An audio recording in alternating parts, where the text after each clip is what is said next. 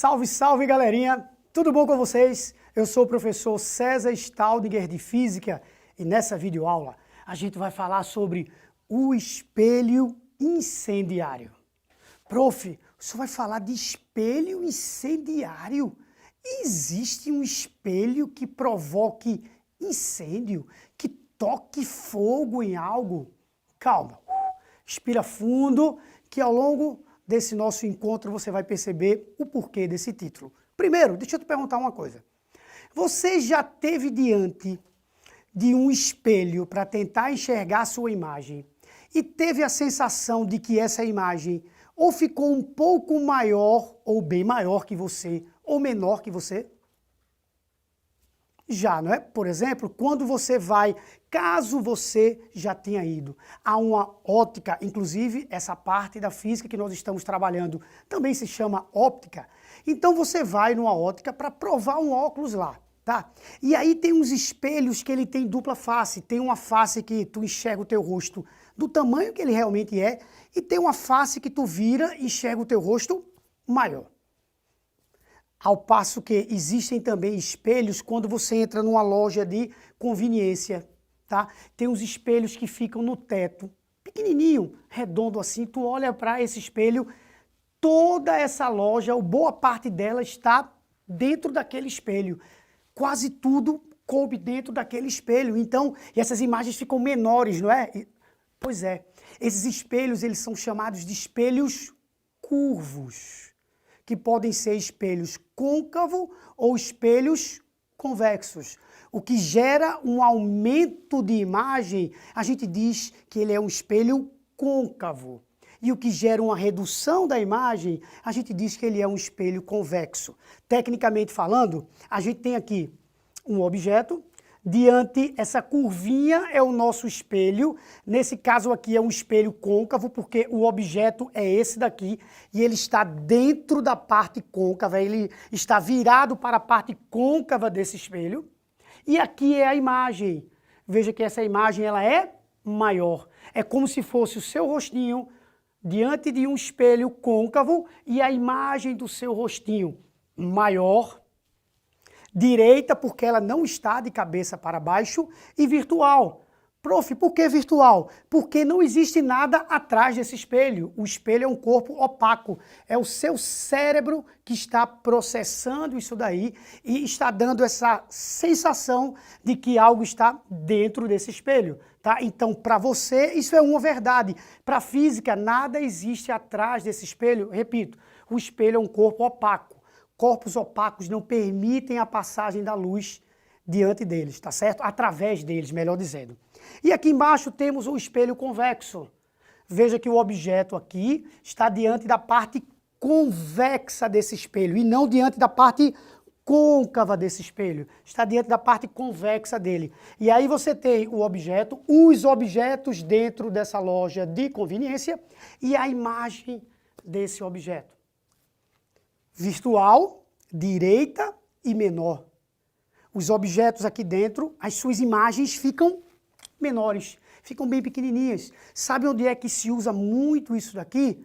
Em motocicletas. Você que tem uma motocicleta sabe que pelo menos um dos espelhos, ele gera uma imagem distorcida. Na verdade, ela não é distorcida, ela é diferente, mas algumas pessoas dizem que ela fica meio distorcida.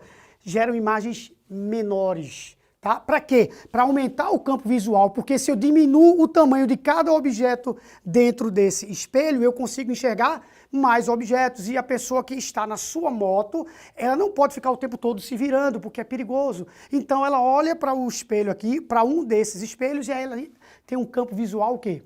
Maior. Porém, esses espelhos aqui, eles também servem para outra coisa. Foco de um espelho. Como é que é essa ideia fisicamente falando? Vamos imaginar que eu tenho aqui uma superfície curva, toda laminadazinha, toda polida, um espelho, mas não necessariamente precisa ter a parte do vidro, tá? Pode ser totalmente prateada, tá? Laminadazinha, agora bem polidazinha, tá certo? E eu tenho aqui raios que estão vindo dessa região, raios que entre si são raios paralelos. como se fossem os raios solares quando chegam na superfície terrestre. Esses raios aqui vêm e vão bater nesse espelho e vão refletir.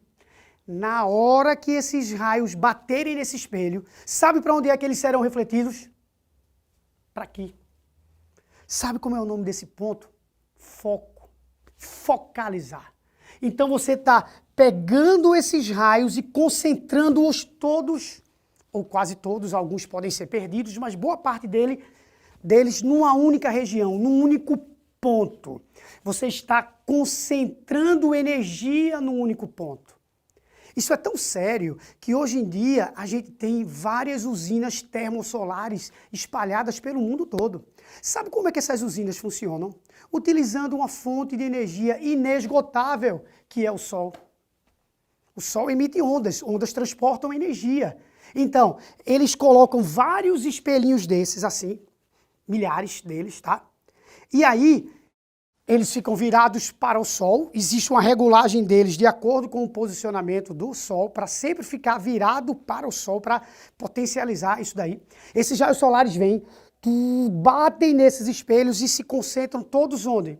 No foco. E aí, pelo foco de todos esses espelhos, passa um cano com água. Essa água é vaporizada e ao ser vaporizada, esse vapor de água faz girar turbinas que geram energia elétrica. Do mesmo jeito que as turbinas são giradas pelos ventos, que são giradas pela água, aquelas são giradas pelo vapor de água que foi produzido porque alguém pensou de uma forma bem inteligente em concentrar energia solar numa única região, num único ponto.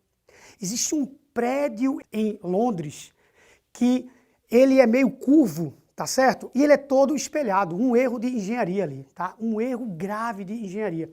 Esse prédio, ele fica mais ou menos assim, ó, e ele é todo espelhado. E aí, alguns carros já foram, entre aspas, fritados por causa dessa energia solar. O cara estacionou o carrinho dele lá, saiu, tá? E aí os raios solares bateram nesse prédio e se concentraram num único ponto. E para o azar do cara, o carro estava exatamente no foco desse espelho. Fritou, queimou a pintura dele.